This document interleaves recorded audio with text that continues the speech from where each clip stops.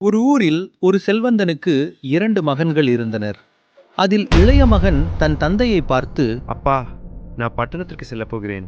எனக்கு சேர வேண்டியது பிரித்துக் கொடுங்கள். தகப்பன் எவ்வளவு சொல்லியும் இளையவன் பிடிவாதமாயிருந்ததால் அவன் சொத்தை பிரித்து கொடுத்தான். இளையவன் பணத்தை எடுத்துக்கொண்டு தூர தேசத்திற்கு பயணமானான். மூத்தவன் அவன் பிரிந்து செல்வதை சோகத்துடன் பார்த்து கொண்டிருந்தான். இளையவன் பட்டணத்திற்கு வந்து சேர்ந்தான். அதன் அழகையும் வண்ணமயமான இடங்களையும் பார்த்து மிகுந்த ஆச்சரியப்பட்டான். செல்வந்தனோ அவனை பிரிந்ததை நினைத்து துக்கப்பட்டு அழுது கொண்டிருந்தான். அவனிடம் அதிகமாக பணம் இருந்ததால் அதை ஆடி பாடி கழித்து செலவழித்துக் கொண்டிருந்தான்.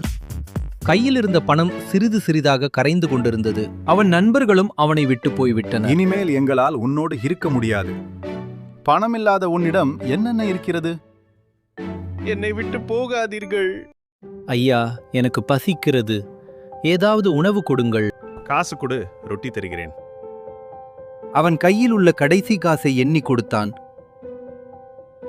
அதன் பிறகு அவனுக்கு சாப்பிட எதுவும் கிடைக்கவில்லை. பசி அவனை வாட்டி எடுக்கவே ஒரு பெரியவரிடம் ஐயா, சென்று வேலை எனக்கு ஏதாவது கேட்டான். வேலை கொடுங்க. உணவு மட்டும் கொடுத்தால் போதும். நான் எந்த வேலை இருந்தாலும் செய்வேன்.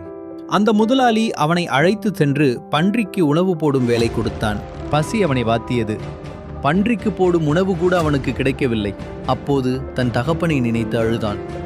என் தந்தையிடம் 50 வேலையாட்கள் உள்ளனர். அவர்கள் எல்லோரும் வயிறார உண்பார்கள். ஆனால் நானோ பசியால் மடிகிறேன். இன்றே என் தந்தையிடம் செல்வேன். அவரிடம், உமக்கு முன்பாகவும் பரலோகத்துக்கு விரோதமாகவும் பாவம் செய்தேன். என்னை உம்முடைய வேலையாட்களில் ஒருவனாக வைத்துக் கொள்ளுங்கள். தூரத்தில் மகன் வருவதை பார்த்த தந்தை அவனை ஓடி வந்து கட்டி அணைத்து அழுதார்.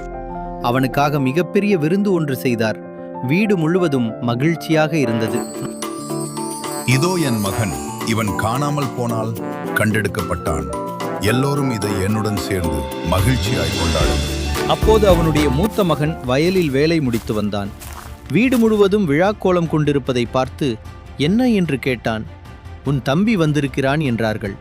அவன் கோபப்பட, நான் நாள் முழுவதும் வயலில் வேலை செய்து உழைத்தாலும் விடுமுறையில் என் நண்பர்களுடன் கொண்டாட ஒரு ஆட்டுக்குட்டி கூட நீ கொடுத்ததில்லை.